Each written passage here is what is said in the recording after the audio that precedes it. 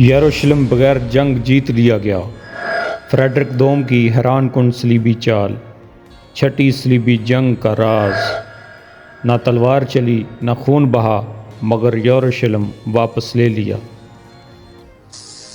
1228 میں ایک شہنشاہ نے ایسا قدم اٹھایا جس نے پوری دنیا کو چونکا دیا۔ فریڈرک دوم نے بغیر کوئی جنگ لڑے یروشلم، بیت لحم اور ناصرہ کو عیسائیوں کی ملکیت بنا دیا، اور وہ بھی ایک مسلمان سلطان سے۔ اس ویڈیو میں آپ دیکھیں گے کیسے ایک ایکس کمیونیکیٹڈ بادشاہ نے صلیبی جنگ جیت لی۔ کیا یہ فتح تھی یا دھوکہ؟ سازشیں، معاہدے اور وہ خط جو تاریخ بدل گیا۔ پوپ کی ناراضگی، مسلمانوں کی خاموشی اور مشرق وسطیٰ کا بدلتا ہوا نقشہ۔ ایک ایسی کہانی جو آپ نے کتابوں میں نہیں پڑھی ہوگی۔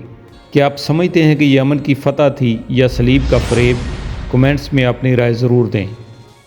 سبسکرائب کریں ہمارے چینل کو اور جانیں تاریخ کے ان لمحات کو جو جنگ سے نہیں، چالاکی سے جیتے گئے۔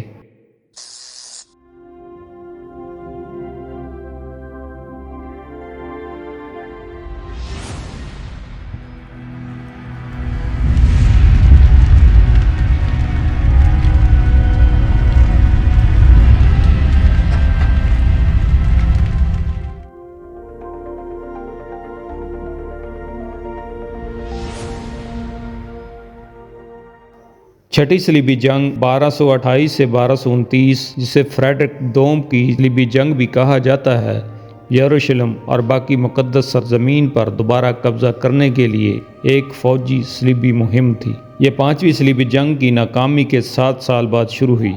مقدس رومی شہنشاہ اور سسلی کے بادشاہ فریڈرک دوم کی سفارتی چالوں کے نتیجے میں یروشلم کی بادشاہت نے آنے والے 15 سالوں کے لیے مقدس سرزمین کے کچھ علاقوں پر یروشلم سمیت کچھ کنٹرول حاصل کر لیا۔ پس منظر: 5ویں صلیبی جنگ 1221 میں صلیبی شکست کے ساتھ ختم ہوئی۔ فریڈرک دوم اور مقدس رومن شہنشاہ اس مہم کا حلف لینے کے باوجود شامل نہیں ہوئے تھے۔ اس نے مصر میں جو فوجیں بھیجی وہ بہت تاخیر سے پہنچی۔ انہیں فریڈرک کے اقدامات کے لیے مزید کئی سال انتظار کرنا پڑا۔ اب جب 1216 میں پوپ انوسنٹ سوم کا انتقال ہوا تو اس کے جانشین ہنوریوس سوم نے حلف لیتے ہی فریڈرک کو یاد دلایا کہ عیسائی دنیا اس کے ایکشن کی منتظر ہے، جبکہ شام اور مصر میں ایوبی آپس میں خانہ جنگی میں مصروف تھے۔ سلطان الکامل اپنے بہت سے بھائیوں اور دیگر رشتہ داروں کے خلاف نابرد آزما تھا۔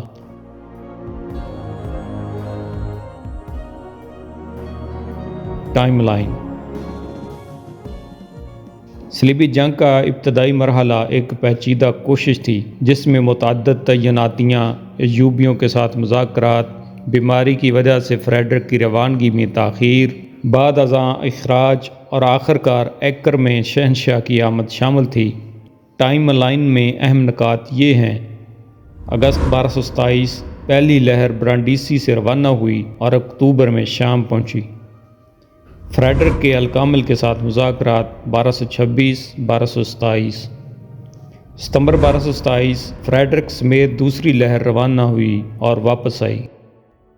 نومبر 1227 میں فریڈرک کو گریگوری چہارم نے خارج کر دیا۔ جون 1228 میں فریڈرک نے آخرکار سفر دوبارہ کیا اور ستمبر 1228 میں فریڈرک قبرص میں 5 ہفتوں کے قیام کے بعد آخرکار ایکر پہنچا۔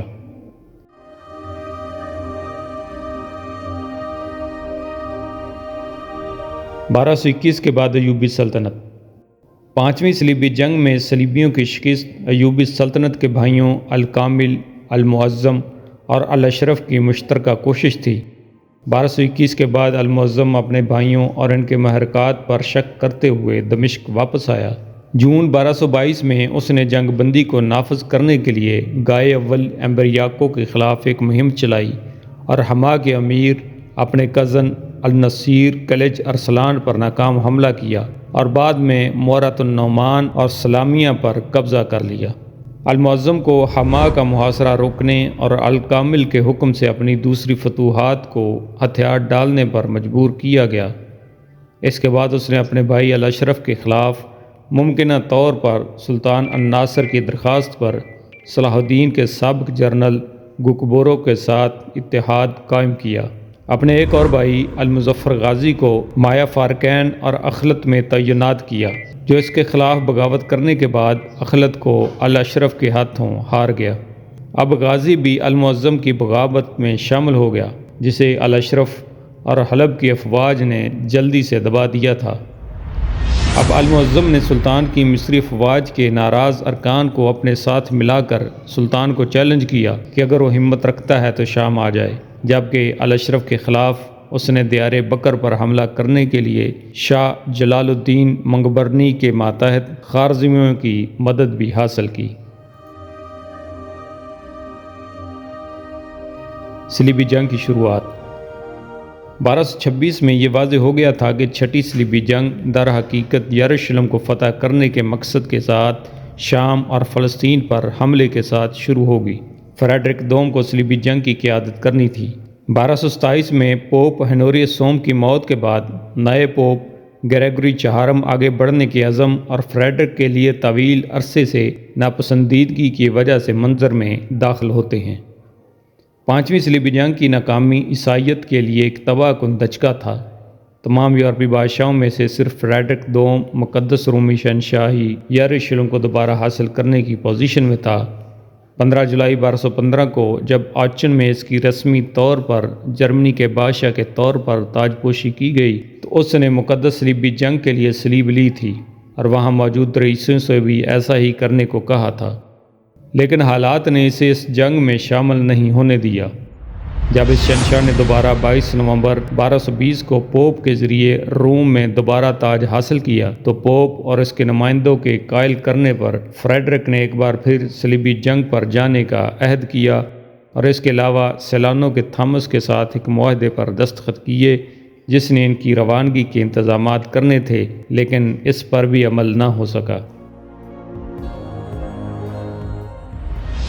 اب 24 جون 1225 کو صلیبی مہم کے لیے ایک نئی تاریخ مقرر کی گئی۔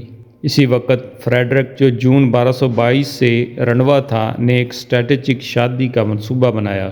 یروشلم کی بادشاہی کا بادشاہ جان آف برائن اپنی بیٹی ایزابیلا دوم کے لیے ایک موزوں شوہر کی تلاش میں تھا، جس کی عمر اس وقت صرف 9 سال تھی۔ اس نے اٹلی کا سفر کیا اور اس کے ساتھ میرینکور کے سرپرست راؤل اور ہاسپٹلر ماسٹر گورین ڈی مونٹیگو بھی تھے۔ اپولیا میں اس نے فریڈرک دوم سے ملاقات کی اور ایزابیلا دوم کی شادی شہنشاہ سے کرائی۔ پوپ نے اپنا آشیرواد دیا اور یہ جان کی شرط تھی کہ وہ 1226 تک اپنی بیٹی کا ریجنٹ یا شریک حکمران رہے گا۔ اب ایک بار پھر صلیبی مبلغین کو پورے یورپ میں ایک نئی صلیبی جنگ کی پکار اور بھرتی کے لیے بھیجا گیا۔ نقل و حمل کے جہاز تیار کرنے کے باوجود ہدف کی تاریخ کو پورا کرنے کے لیے حالات سازگار نہیں تھے۔ سالزا کے ہرمن اور میرینکورٹ کے راؤل کو پوپ کے پاس بھیجا گیا تاکہ اسے صورتحال سے آگاہ کیا جا سکے۔ پوپ نے فرانس کے لوئس ہشتم کو فریڈرک کے ساتھ شامل ہونے اور ٹولوس کے ریمنڈ پنجم کے ساتھ اپنے جھگڑے کو حل کرنے پر بھی زور دیا۔ ان کوششوں میں سے کوئی بھی نتیجہ خیز نہیں تھا اور سب کو یقین تھا کہ طے شدہ ٹائم ٹیبل ناقابل حصول ہے۔ پوپ نے بھی 18 جولائی 1225 کو اس تاخیر پر بالآخر اتفاق کیا۔ سان جرمنو کا معاہدہ 25 جولائی 1225 کو سان جرمنو کا معاہدہ ہوا، جو فریڈرک دوم اور ہنوریوس سوم کے درمیان تھا۔ ایک ڈومینیکن جس کا نام گوالا ڈی رون دوم تھا مذاکرات کا ذمہ دار تھا۔ فریڈرک نے 15 اگست 1227 تک صلیبی جنگ کے لیے نکلنے اور 2 سال تک رہنے کا وعدہ کیا۔ اس عرصے کے دوران اسے شام میں 1000 نائٹس کو برقرار رکھنا تھا، اضافی افواج کے نقل و حمل فراہم کرنا تھی اور روم کو سالزا کے ہرمن، جان آف برائن اور سرپرست کی دیکھ بھال میں 1,00,000 اونس سونا فراہم کرنا تھا۔ یہ رقوم شہنشاہ کے ایکر پہنچنے کے بعد واپس کر دی جانی تھی۔ اگر کسی بھی وجہ سے بشمول اس کی موت کے وہ نہیں پہنچتا تو یہ رقم مقدس سرزمین کی ضروریات کے لیے خرچ کی جانے والی تھی۔ اس نے یہ بھی وعدہ کیا کہ وہ صلیبی جنگ کی قیادت کریں گے۔ معاہدے پر دستخط ہونے کے بعد گوالا بریشیا کا بشپ بن گیا۔ اٹلی میں صورتحال۔ ہنوریس کے ساتھ معاہدہ کرنے کے بعد فریڈرک نے لومبارڈی کے اہم شاہی حامی شہر کریمونا میں ایک شاہی ضیافت رکھی، جس کا بنیادی مقصد صلیبی جنگ کو منظم کرنا اور اس کی معاونت اور اتحاد تھا۔ یروشلم کا بادشاہ۔ فریڈرک دوم نے یروشلم کے بادشاہ کے طور پر مقدس سرزمین جاننے کی خواہش کی۔ اس کی برائن کی بیٹی ایزابیلا دوم سے شادی کے بعد جان سے تعلقات خراب ہو گئے۔ وجہ تھی فریڈرک کی یروشلم کی بادشاہی کا دعویٰ۔ جان کو مبینہ طور پر یقین دہانی کرائی گئی تھی کہ وہ ساری زندگی یروشلم کا بادشاہ رہے گا۔ ایک اور روایت کے مطابق جان کا اپنے نئے داماد کے ساتھ اختلاف ہو گیا، کیونکہ فریڈرک نے ایزابیلا کی ایک بھانجی کو بہکایا جو اس کی منتظر خاتون تھی۔ کرونیکل کے دوسرے ورژن میں جان اکثر اپنے داماد کو سزا دیتا تھا، اس نتیجے پر کہ جان برائن کے اپنے بھتیجے والٹر چہارم کے لیے سسلی پر قبضہ کرنا چاہتا تھا۔ فریڈرک نے اعلان کیا کہ جب ایزابیلا نے اس سے شادی کی تو جان نے بادشاہی پر اپنا دعویٰ کھو دیا ہے۔ اس نے دسمبر 1225 میں فوگیا میں ایک خصوصی تقریب میں تاج لے کر پہلی بار خود کو یروشلم کا بادشاہ ہونے کا اعلان کیا۔ اب جان برائن روم کے لیے روانہ ہوا، جہاں ہنوریس نے اس کے ساتھ ہمدردی ظاہر کی اور فریڈرک کے دعووں کو نظر انداز کیا۔ سائڈون کے بالین، موگاسٹل کے سائمن، ٹائر کے آرچ بشپ اور دوسرے یروشلم کے لارڈز جنہوں نے ایزابیلا کو برنڈیسی میں فریڈرک سے نکاح کے لیے لے کر گئے تھے، فریڈرک کو اپنا قانونی بادشاہ تسلیم کیا۔ فریڈرک کا پہلا شاہی فرمان یہ تھا کہ ہرمن آف سالزا اور ٹیوٹونک نائٹس کو نئی مراعات عطا کی جائیں، انہیں ٹیمپلرز اور ہاسپٹلرز کے مساوی درجہ دیا جائے۔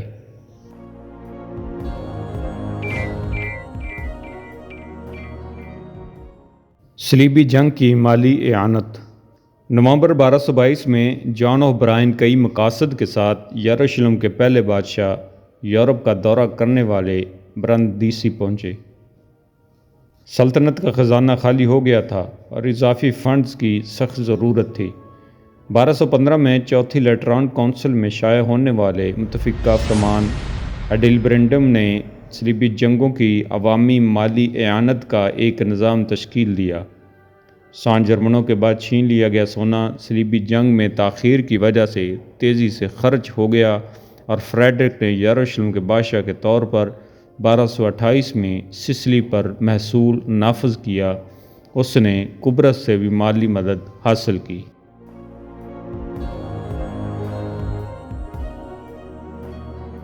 ایوبی 1225 کے بعد 1226 میں المعظم نے دوبارہ حمص کی طرف پیش قدمی کی، جبکہ گکبوروں نے موصل اور الجزیرہ پر حملہ کیا۔ الاشرف نے بھی اپنے بھائی کو حمص میں روکا اور روم کے سلجوق سلطان کیقوباد اول کو گکبوروں کی یلغار روکنے کے لیے بلا بھیجا۔ آخر میں دونوں الاشرف اور بدر الدین لولو، جو موصل کا حکمران تھا، المعظم کے سامنے ہار مان گئے۔ اب الکامل نے مغرب کے ساتھ امن کی تلاش شروع کی اور میر فخر الدین ابن شیخ کو فریڈرک دوم سے ملنے کے لیے روانہ کیا۔ مئی 1227 تک الکامل اپنی سلطنت کے لیے کافی فکرمند ہو چکا تھا، کیونکہ اب صلیبیوں کی آمد شروع ہو گئی تھی۔ وہ 1226 میں فریڈرک دوم کو کی گئی یروشلم کو دینے کی پیشکش پر دوبارہ غور کر رہا تھا، جو اس کے لیے ایک واحد قابل عمل حل نظر آ رہا تھا۔ اسی دوران المعظم کا انتقال 12 نومبر 1227 کو ہوا اور اس کا بیٹا ناصر داؤد الکامل کی منظوری سے جانشین بنا۔ ایوبیوں میں یہ امن زیادہ دیر قائم نہیں رہا۔ داؤد نے اپنے چچا کی کروک ڈی مونٹریال کو ترک کرنے کی درخواست سے انکار کر دیا۔ پھر ایک اور بھائی بنیاس کے العزیز عثمان نے بالبک کے امیر بہرام شاہ پر حملہ کیا۔ داؤد اور العزیز کی اس سرکشی پر بالآخر الکامل نے جولائی 1228 میں یروشلم اور نابلس کو اپنے قبضے میں لے لیا۔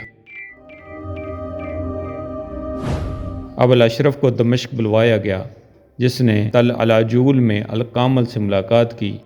وہاں یہ طے پایا کہ دمشق الاشرف کو ملے گا، الجزیرہ داود کے ماتحت رہے گا، جبکہ الکامل فریڈرک دوم کے ساتھ مذاکرات کرنے کے لیے یروشلم میں ہی رہے گا۔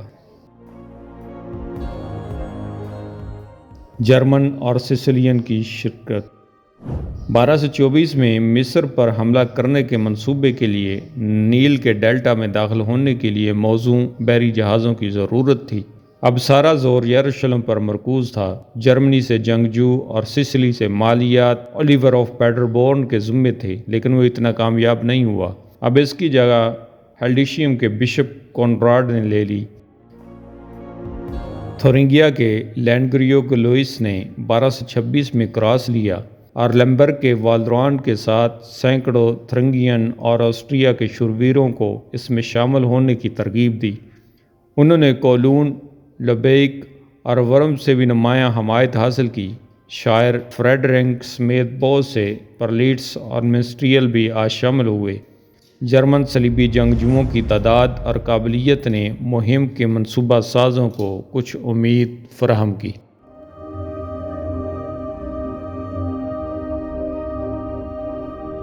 انگریزوں کی شرکت انگلینڈ کے ہنری سوم نے مئی 1220 میں اپنی تاجپوشی کے وقت صلیب لی اور صلیبی جنگ کا منصوبہ بنایا۔ 1223 میں ہنوریس سوم نے ہنری سے مقدس سرزمین میں مدد کی اپیل کی تھی، لیکن اس نے بھی اپنے والد جان لیک لینڈ کی طرح گھر کے بحرانوں سے پہلے نمٹنے کو فوقیت دی تھی۔ اس کے باوجود چھٹی صلیبی جنگ میں انگریزوں کی شرکت نمایاں تھی۔ شہنشاہ اور سلطان کے درمیان مذاکرات۔ جیسا کہ پہلے بتایا گیا ہے کہ سلطان الکامل 1226 میں ایک مایوس کن خانہ جنگی کا شکار تھا۔ 1219 میں شروع ہونے والے مغرب کے ساتھ مذاکرات کی ناکام کوشش کے بعد اس نے دوبارہ یہ طریقہ آزمایا۔ سلطان نے امیر فخر الدین ابن شیخ کو فریڈرک کے پاس بھیجا اور اس سے بات چیت کے لیے ایکر آنے کو کہا، اور دمشق میں اپنے بھائی المعظم کے خلاف فوجی مدد کے بدلے مقدس سرزمین کا بیشتر حصہ عیسائیوں کے قبضے میں واپس دینے کی پیشکش کی۔ فخر الدین فریڈرک کے عربی بولنے پر حیران ہوا، جس نے مسلم معاشرے کی تعریف کی اور روم کی توہین کی۔ فریڈرک نے جواب میں اپنے قابل اعتماد مشیر تھامس آف ایکونبیر، ارڈس ڈی کاسٹاکا اور پالرمو کے آرچ بشپ کو الکامل سے ملاقات کے لیے بھیجا، لیکن فائنلی تحائف کے تبادلے کے علاوہ کچھ حاصل نہیں ہوا۔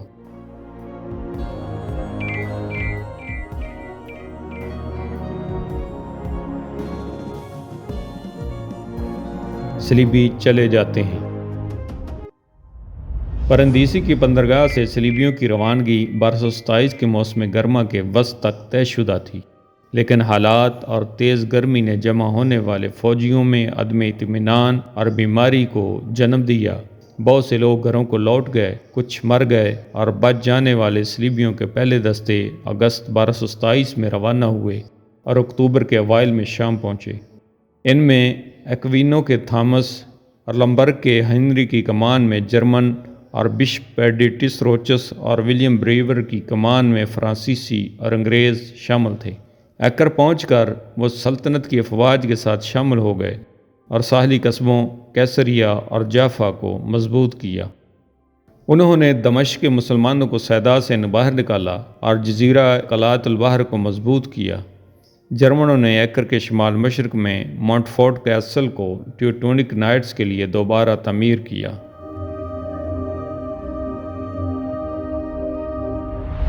شہنشاہ اور اس کے دستے کو تاخیر کا سامنا کرنا پڑا۔ وہ 8 ستمبر 1227 کو روانہ ہوئے، لیکن اٹرانٹو کے اپنے پہلے پڑاؤ پر پہنچنے سے پہلے ہی فریڈرک سمیت بہت سے لوگ طاعون کا شکار ہو گئے۔ تھورنگیا کا لوئس مر گیا، جبکہ فریڈرک طبی امداد حاصل کرنے کے لیے وہاں رکا۔ اپنے حلف کو برقرار رکھنے کا عزم کرتے ہوئے اس نے 20 گلیلیوں کا ایک بحری بیڑا ایکر بھیجا۔ اس میں سالزا کا ہرمن، لوزانے کا جیرولڈ، مونٹبیلیارڈ کا اوڈو اور سائڈن کا بالین شامل تھے۔ صلیبی جنگ اب ہنری چہارم ڈیوک آف لمبر کی کمان میں تھی۔ فروری یا مارچ 1228 میں بنیاز کے العزیز عثمان نے ٹائر کے قریب صلیبیوں کے ایک گروپ پر گھات لگا کر حملہ کیا، جس میں 70 گھوڑ سواروں کو ہلاک یا گرفتار کر لیا گیا۔ فریڈرک کا اخراج۔ فریڈرک دوم نے گریگوری چہارم کو صورتحال سے آگاہ کرنے کے لیے اپنے سفیر بھیجے، لیکن پوپ نے ان سے ملنے سے انکار کر دیا اور فریڈرک دوم کو مقدس رومی شہنشاہ کے عہدے سے 29 مارچ 1227 کو خارج کر دیا گیا۔ پوپ کو فریڈرک کی بیماری کے بارے میں معلوم نہیں تھا یا اس کی پرواہ نہیں تھی، وجہ صرف یہ تھی کہ وہ اپنے معاہدے پر پورا نہیں اترا۔ اس پر اپنے مقدس حلف کی خلاف ورزی کرنے اور اسے برندیسی میں صلیبیوں کی ہلاکتوں کا ذمہ دار ٹھہرایا گیا تھا۔ اس پر الزام لگایا گیا تھا کہ اس نے بیماری کا بہانہ کر کے مقدس سرزمین جانے کی بجائے پوزوولی میں آرام کرتا رہا۔ فریڈرک کا جواب زیادہ حقیقت پسندانہ تھا اور اس میں کراس ایک بار پھر لینے کی التجا بھی شامل تھی۔ نومبر 1227 میں سلطان کے سفیر فخر الدین بن شیخ کو دوبارہ شہنشاہ سے ملاقات کے لیے بھیجا گیا۔ یہ مذاکرات خفیہ طور پر کیے گئے، جس سے جرمن صلیبیوں میں تشویش پیدا ہو گئی، یہاں تک کہ ملنسار شاعر فریڈرک نے بھی اس پر اپنے دکھ کا اظہار کیا۔ فخر الدین کے جانے کے کچھ دیر بعد شہنشاہ کے مذاکرات کا تھامس نے پیغام بھیجا کہ المعظم 12 نومبر 1227 کو اچانک انتقال کر گئے ہیں۔ اس انکشاف نے طاقت کا توازن بدل دیا اور فریڈرک نے رچرڈ فلانگیری کو شام کے بادشاہ کے پاس روانہ کر دیا تاکہ مذاکرات کو مزید آگے بڑھایا جا سکے۔ چھٹی صلیبی جنگ۔ فریڈرک نے گریگوری کے ساتھ صلح کرنے کی اپنی آخری کوشش کی۔ کیفرمبرگ کے البرٹ اول، میگڈبرگ کے آرچ بشپ اور 2 سسلی ججوں کو پوپ کے ساتھ بات کرنے کے لیے بھیجا۔ اس کا کوئی اثر نہیں ہوا اور فریڈرک 28 جون 1228 کو برنڈیسی سے روانہ ہوا۔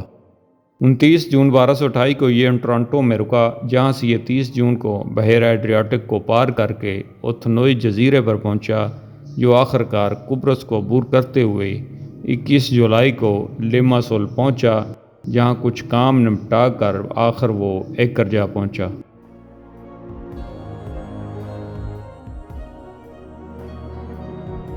یروشلم کی بادشاہی میں فریڈرک دوم 7 ستمبر 1228 کو ایکر پہنچا اور ٹیمپلرز، ہاسپٹلرز اور پادریوں نے اس کا پرتپاک استقبال کیا، لیکن اس کے اخراج کی وجہ سے امن کے بوسے سے انکار کیا۔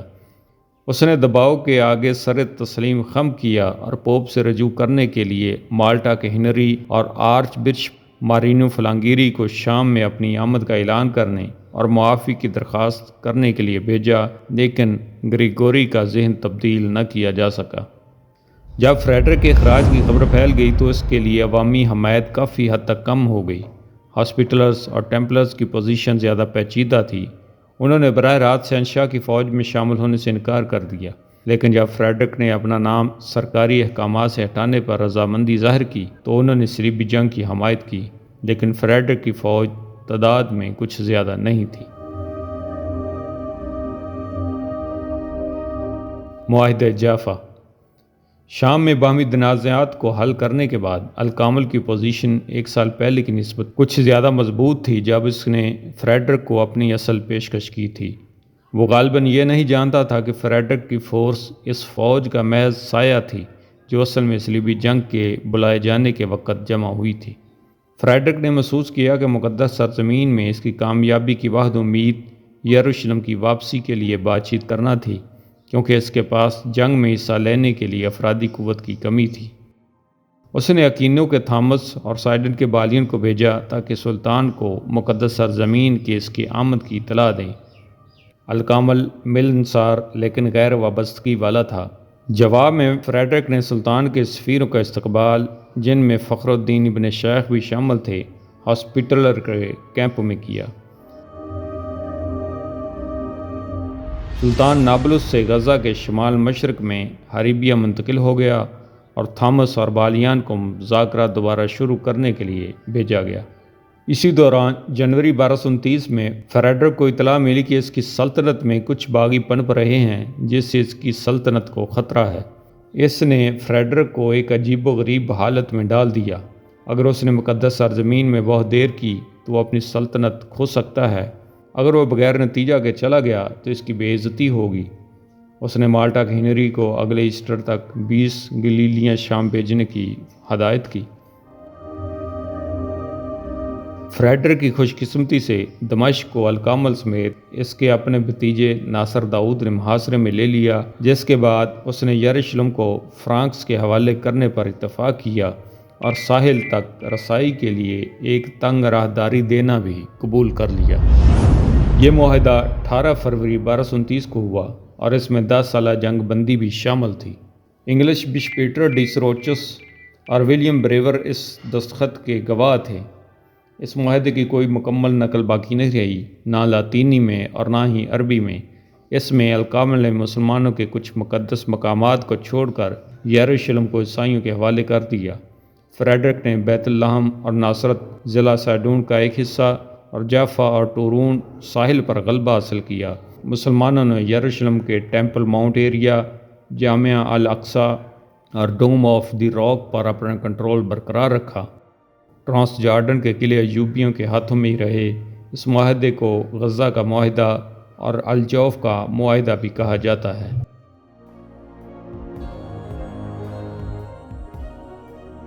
چھٹی صلیبی جنگ کے بعد یروشلم کی بادشاہی۔ فریڈرک 17 مارچ 1229 کو یروشلم میں داخل ہوا اور الکامل کے نمائندے سے اس نے شہر کا باضابطہ کنٹرول لیا۔ وہ اگلے دن چرچ آف ہولی سپیلچلر گیا اور اپنے سر پر تاج رکھا۔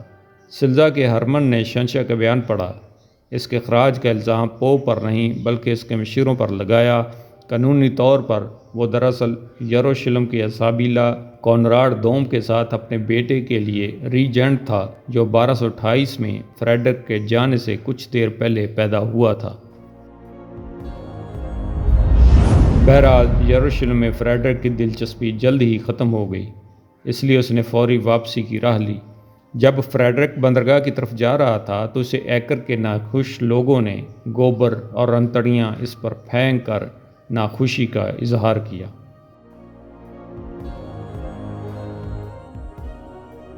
میراث۔ چھٹی صلیبی جنگ کے نتائج عالمی سطح پر قابل تعریف نہیں تھے۔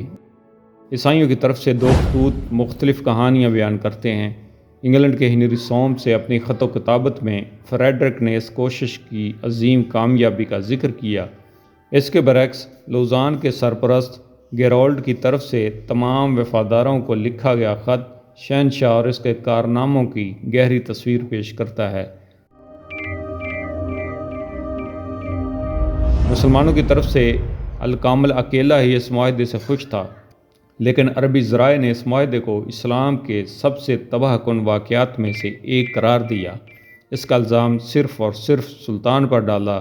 مسلم مورخین نے سلطان اور مقدس رومی شہنشاہ کے لیے یکساں نفرت کا اظہار کیا۔